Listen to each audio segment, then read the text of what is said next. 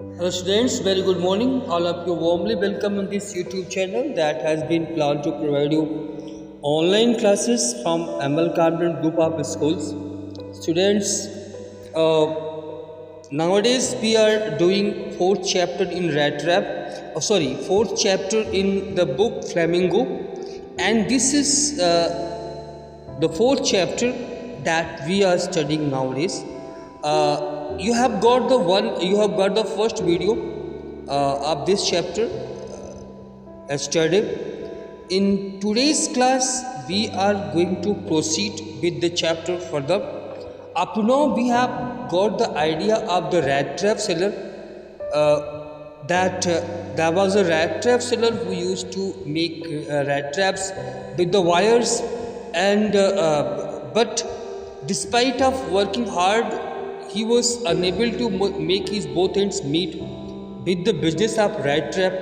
तो वो हल्की फुल्की चोरियां भी करता था और कभी कभार बेगिंग कर लिया करता था.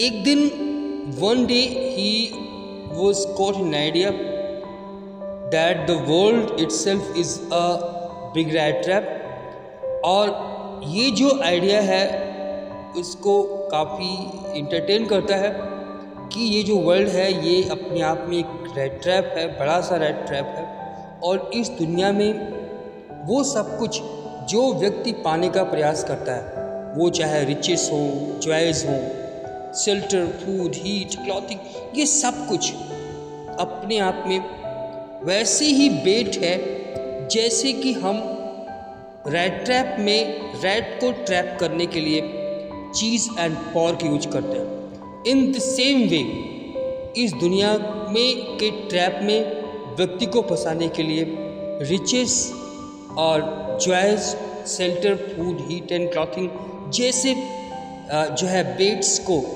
यूज किया गया. ये आइडिया इंटरटेनिंग क्यों था? पहला पॉइंट तो ये कि उसके पास कुछ नहीं है, इसका मतलब है वो इस वर्ल्ड के ट्रैप से बचा हुआ है. दूसरा पॉइंट वो कि उसके अलावा जितने भी वो लोग जो आज तक उसके साथ कभी भी काइंड नहीं हुई, वो जहाँ कहीं भी गया उसको धुतकार के भगा दिया गया, कहीं पर भी उसको वेलकम नहीं किया गया, कहीं पर उसके प्रेजेंस को अच्छा नहीं माना गया. इस दुनिया के सभी लोग या तो वो उस ट्रैप में फंस चुके, मतलब उनके पास आज प्रॉपर्टी भी है, प्रॉस्पेरिटी है, रिचेस है, और दूसरी तरफ वो लोग हैं जो कि अभी पैसे वाले हुए तो नहीं है, बट हाँ पैसे के आसपास चक्कर लगा रहे हैं. तो ये जो पूरी सोच है उसको बहुत मज़ा आता है. This was really very entertaining for him.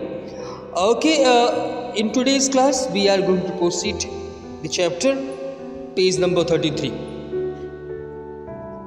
One dark evening as he was trudging along the road, he caught sight of a little grey cottage by the roadside, and he knocked on the door to ask shelter for the night. ये एक शाम की बात है, एक शाम थी, काफ़ी डार्क इवनिंग थी, और वो रोड पे ट्रेजिंग करते हुए चल रहा था, और तभी उसको एक ग्रे कलर का एक कॉटेज दिखाई पड़ता है, और जो कि रोड के किनारे ही था. तो वो जाता है because he was not having any permanent shelter. उसके पास उसका ना तो अपना घर था ना कुछ था, तो वो अपनी रातें ऐसे ही कहीं न कहीं बिताया करता था डेली. आज उसने इस घर को देखा, इस घर को नॉक किया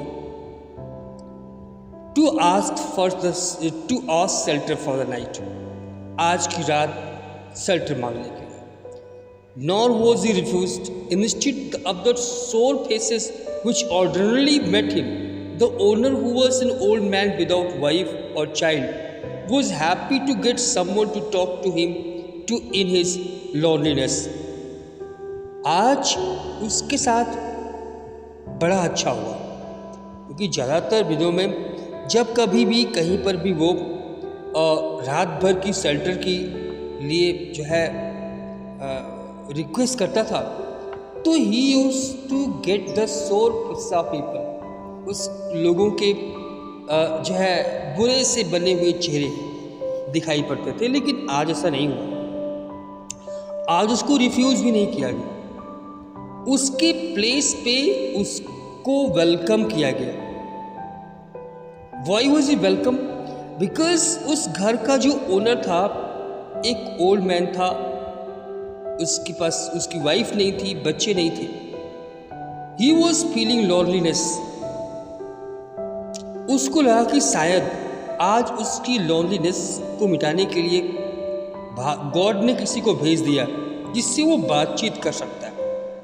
मैंने आपको इस चैप्टर के इंट्रोडक्शन बताया था कि इस चैप्टर के जितने भी कैरेक्टर्स हैं, आई मीन लीड रोल्स हैं, वो सब आपको लोनलीनेस के प्री के रूप में दिखाई पड़ेगा। अगर हम इस चैप्टर का जो लीड रोल है, आई मीन ये रेड ट्रैप सेलर, इसको ही देख लें, he is also suffering from loneliness. उसकी लाइफ में ना तो लव है, उसकी लाइफ में ना ही तो कंपनी है, उसकी लाइफ में कोई नहीं है जो उसकी केयर कर सके। और शायद उसकी ये स्थिति इसीलिए है। तो वो इस आदमी से मिलता है, आई मीन इससे घर में इसको वेलकम किया जाता है। और जैसा ऑर्डिनरी लोग अपने सोर फेसेस दिखा के इसको भगा दिया करते थे, आज ऐसा नहीं हुआ। इन प्लेस ऑफ दैट इसको वेलकम किया गया। इमीडिएटली ही put the porridge pot on the fire and give him supper. तुरंत ही उस इंसान ने, इसके घर में ये गया था, उस इंसान ने पॉरेज पॉट को आग पे चढ़ा दिया और इसको खाने के लिए सपर दिया। Then he carved off such a big slice from his tobacco roll that it was enough both for the stranger's pipe and his own. और फिर उसने अपने टोबैको रोल से एक बड़ी सी स्लाइस कार्व ऑफ किया, जिससे कि दोनों लोगों की पाइप में टोबैको भरा सके। Finally he got out an old pack of cards, और उसके बाद उसने अपना पुराना कार्ड का पैक निकाला and played majolis with his guest until bedtime. सोने के समय तक कार्ड खेलते रहे दोनों लोग। आई मीन आज की रात उसको सब कुछ मिला, शेल्टर मिला, फूड मिला, कंपनी मिली, सिगरेट के लिए टोबैको मिला और अच्छा टाइम बीता उसका। The old man was just generous with his confidences as both his porridge and tobacco. जो ओल्ड मैन था ना, he was very generous अपनी कॉन्फिडेंसेस को लेकर। जैसे उसने पोरिज एंड टोबैको शेयर किया, वैसे ही वो इस व्यक्ति पे विश्वास भी करने लगा। कॉन्फिडेंसेस के मामले में भी वो जेनरस हो गया। Meant he began to inform the various things. वो अलग अलग चीजें जो भी थी उसकी, उसको इन्फॉर्म करना शुरू कर दिया उसको। He began to inform. The guest was informed at once that in his days of prosperity, his host had been a crafter at Ramsjo Ironworks. सबसे पहले इंफॉर्मेशन तो ये दिया कि अपनी प्रॉस्पेरिटी के दिनों में जो होस्ट है ये राम्सजो आयरन वर्क्स में एक क्राफ्टर था and had worked on the land, और लैंड पे वर्क करता था। Now that he was no longer able to do day labor, अब चूंकि वो बूढ़ा हो चुका है इसलिए डे लेबर नहीं कर सकता। It was his cow which supported him. आज उसके पास एक गाय है, वो गाय उसको सपोर्ट करती है। Yes, that bossy was extraordinary. वो जो बॉसी है वो एक्स्ट्राऑर्डिनरी काऊ है। She could give milk for the creamery every day and last month he had received all of 30 crore in payment. उसने बताया, उसको काफी बताया कि जो बॉसी है, जो काऊ है, वो उसको एनफ मिल्क देती है, इतना मिल्क देती है कि वो मिल्क ले जाके क्रीमरी में सेल ऑफ करता है। पिछले मंथ उस गाय की मिल्क से जो क्रीमरी से उसको 30 करोड़ पेमेंट के तौर पर मिला था। ओके, सो क्रीमरी वो जहाँ पे क्रीम मिल्क से क्रीम निकालते हैं, तो वो स्थान, उस स्थान पे वो अपने मिल्क को सेल ऑफ करता था और उसके सेल ऑफ करने से उसको पिछले महीने 30 करोड़ पेमेंट उसने रिसीव किया था। The stranger must have seemed incredulous, for the old man got up and went to the window, took down a leather pouch which hung on a nail in the very window frame, and picked it out three wrinkled 10 corner bills. Crofter ने सब कुछ inform कर दिया। Crofter opened each and everything he informed about. Information पे विश्वास हो जाए उसको, क्योंकि जो स्ट्रेंजर था वो इनक्रेडुलस फील हो रहा था, मतलब उसको ट्रस्ट नहीं हो रहा था कि उस गाय के मिल्क से 30 करोड़ पेमेंट के तौर पर मिल सकता है। तो वो आदमी गया विंडो के पास, वहाँ पर विंडो के ऊपर एक नेल में एक पाउच, लेदर पाउच हैंग कर रहा था। वो उसको निकालता है और उसमें से 30 करोड़ बिल्स के 3 रिंकल्ड बिल्स निकालता है। These he held up before the eyes of guest, और वो अपने गेस्ट के आंखों के सामने रखता है। Nodding knowingly, जानते हुए, नोड करते हुए, and then stuff them back into the pouch, मैंने ये शो करने के लिए कि यही है वो विश्वास कर। The next day, both men got up in good season. Next day अच्छे सीजन में, अच्छे मूड में दोनों, I mean guest and host, दोनों लोग उठते हैं। The crofter was in a hurry to milk his cow. Crofter जल्दबाजी में था, so that he may milk his cow, and the other man probably thought he should not stay in bed when the head of the house had gotten up. उसके दिमाग में एक moral idea आया कि भाई अगर जो होस्ट है अगर वो उठ गया है तो गेस्ट को भी उठ जाना चाहिए। इसलिए जो रैट ट्रैप सेलर था वो भी जग गया और जो क्रॉफ्टर था उसने अपने काऊ को मिल किया।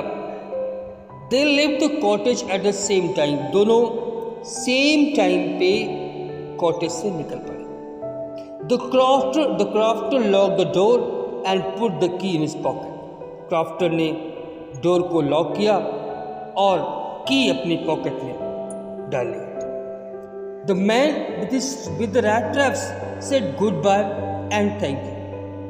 The rat trap seller bade his thanks to the crofter for giving him shelter in the night, food and company. Crofter ने सब कुछ, I mean rat trap seller ने जो कुछ भी पिछली रात क्रॉफ्टर ने उसको ऑफर किया, उन सब के लिए उसको थैंक्स दिया। And thereupon each went his own way, और उसके बाद दोनों अपने अपने रास्ते निकल गए। नाउ व्हाट हैपेंस, निकल दिए, but half an hour later, आधे घंटे के बाद peddler stood again before the door. जो रैट ट्रैप पेडलर था वो उस क्रॉफ्टर के दरवाजे पे दोबारा खड़ा था। नाउ व्हाट हैपेंड, अब क्या हो गया? क्या उसने कुछ खो दिया? क्या कुछ भूल गया था उसके घर में?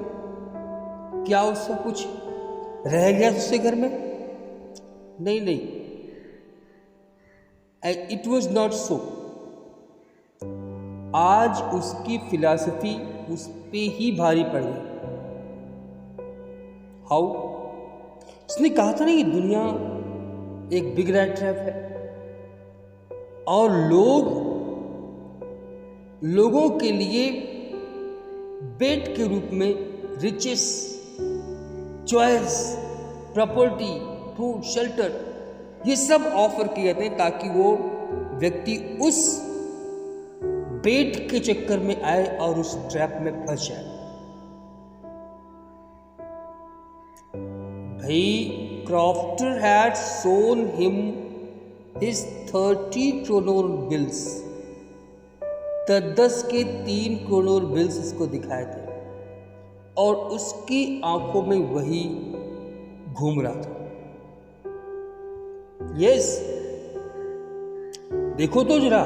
He only bent to the window. वो विंडो के पास गया, स्मैश द पेन, एक पेन को स्मैश किया, स्टक इन हिज हैंड, अपना हाथ अंदर डाला and got hold of the pouch with the 30 crore.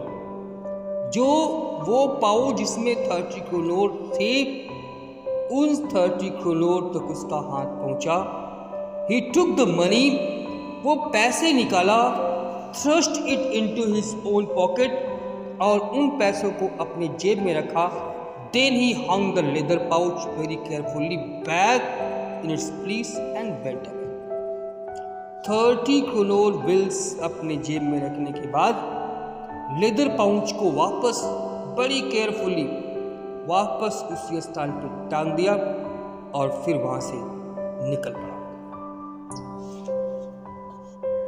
As he walked along with money in his pocket, he felt quite pleased with his smartness.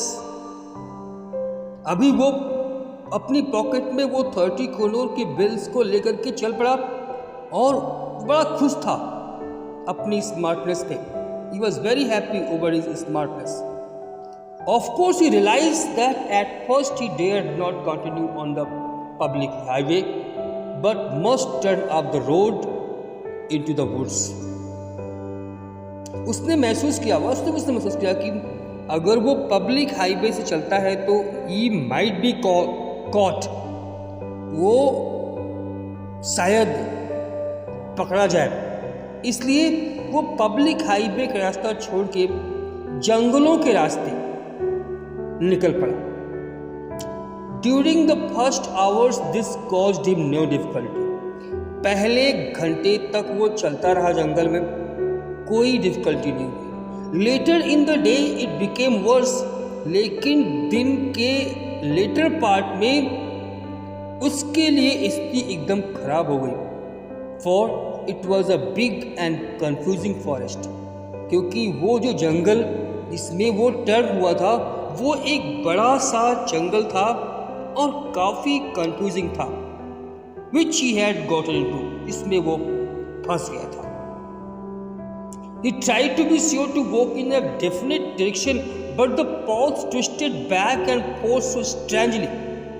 वो एक definite direction में चलना चाहता था, लेकिन रास्ते इतने ट्विस्टेड थे और इससे होता था कि he walked and walked without coming to the end of the wood. वो उस जंगल में घूमता रहा गोल गोल। जंगल के अंत तक पहुंचने के प्लेस पे वो उसी पार्ट में, सेम पार्ट, ओके, जो वुड के सेम पार्ट में घूमता रहा। And finally he realised that he had only been walking around in the same part of the forest. All at once he recalled his thoughts about the world and the rat trap. उस समय उसने अपने विचार, अपने thoughts को recall किया कि ये दुनिया क्या है, एक रैट ट्रैप है। Now his own turn had come, और अभी उसका अपना खुद का नंबर आ गया था। It was his own turn. he had let himself be fooled by a bait and had been caught.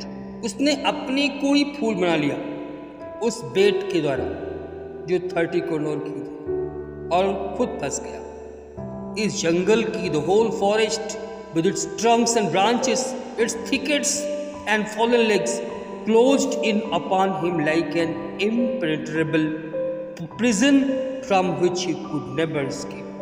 इस जंगल में सब कुछ, इसके Trunks, branches, thickets, fallen logs, लगता था कि उसको एक जेल में, एक प्रिजन में, एक ऐसा प्रिजन जो कि इनपेनेट्रेबल है, उस इम्पेनेट्रेबल प्रिजन में बंद करते हैं जिससे वो कभी बाहर नहीं निकल पाएगा. It was late in December. Darkness was already descending over the forest. दिसंबर का दिसंबर का आखिरी चल रहा था. डार्कनेस पहले से ही उस जंगल में बहुत रहा थी और इससे खतरा भी बढ़ गया था. This increase the danger and increased also his gloom and despair. अभी इन सब से उसके दिमाग का जो ग्लूम था, डिस्पेयर था, वो भी बढ़ गया था. Finally he saw no way out. Finally उसको वहां से बाहर निकलने का कोई रास्ता नहीं दिख रहा था. And he sank down on the ground, tired to death. एकदम से थक के इतनी थकान बढ़ गई कि ऐसा लगा था मानो वो मर गया. ये सोचते हुए that his last moment had come, ये सोचते हुए कि उसके जीवन का अंतिम मोमेंट आ गया, वो वहां बैठ गया था. But just as he laid his head on the ground, लेकिन जैसे ही उसने अपना हेड ग्राउंड पे रखा, ही हर्ड अ साउंड. उसको एक साउंड सुनाई पड़ा. अ हार्ड रेगुलर थम्पिंग, एक हार्ड रेगुलर थम्पिंग की साउंड, वो भी ग्राउंड से. वैसे आवाज नहीं आ रही थी, लेकिन जब उसने ग्राउंड पे अपने सिर को रखा तब उसको आवाज सुनाई.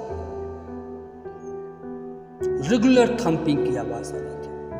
There was no doubt as to what that was. अब उसको कोई संदेह नहीं था ये आवाज किस चीज की थी. He was very much clear to it. He raised himself. वो खुद खड़ा हुआ क्योंकि अब उसकी समझ में आ गया था कि ये जो आवाज थी ये किसी आयरन मिल में हैमर स्ट्रोक्स की आवाज थी. मतलब यही कहीं आसपास कोई आयरन मिल है, और अगर if there is iron mill there must be people near by.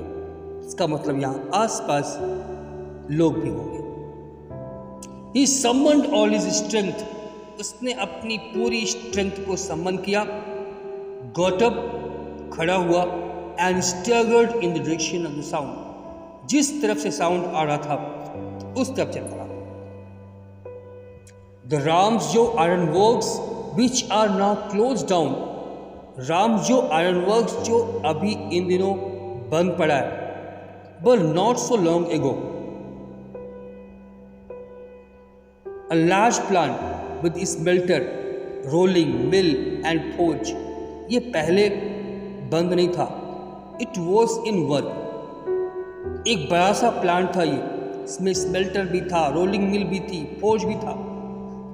In the summer time, long lines of heavily loaded barges and coastly down the canal which led to a large inland lake.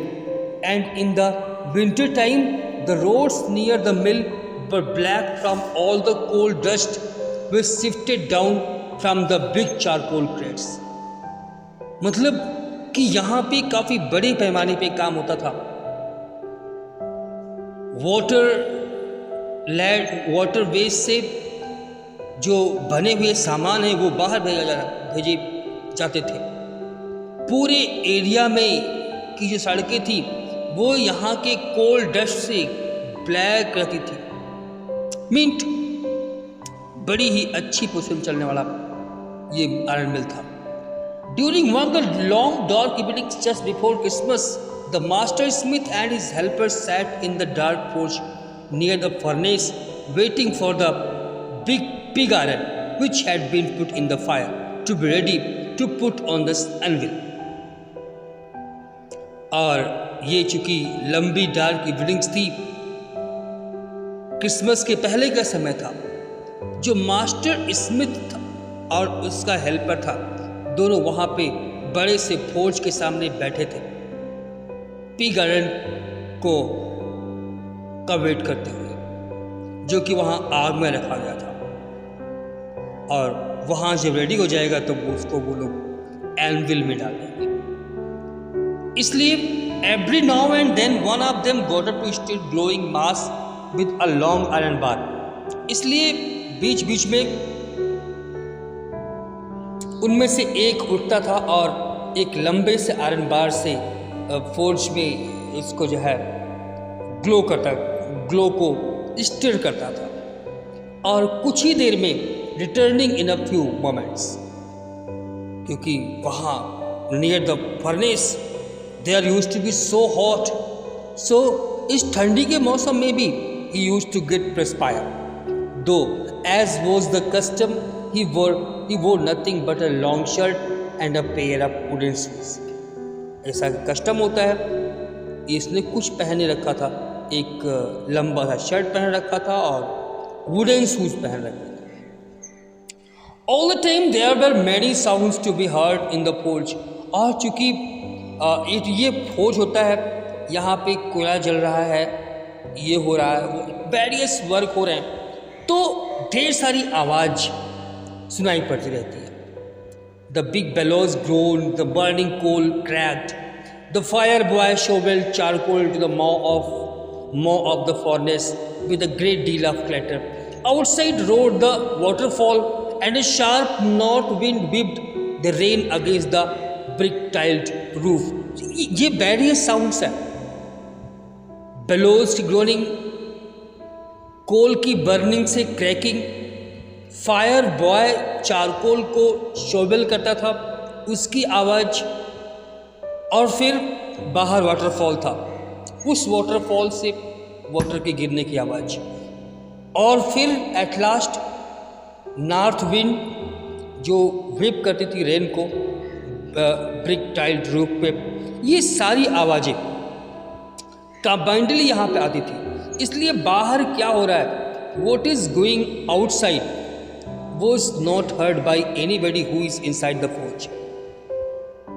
It was probably on account of all this noise, और शायद इन्हीं सभी आवाज़ों के कारण the blacksmith did not notice that a man had opened the gate and entered the forge। शायद blacksmith जान नहीं पाता कि एक आदमी ने गेट खोला और वो फौज के अंदर आ गया।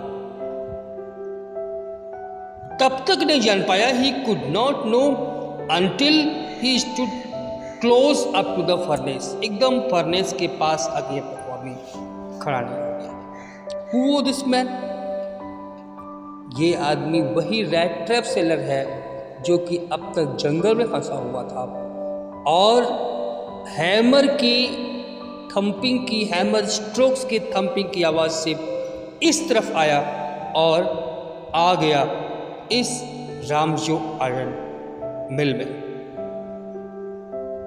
What happened next? We shall try to know it in the next classes. Thank you. Have a nice day.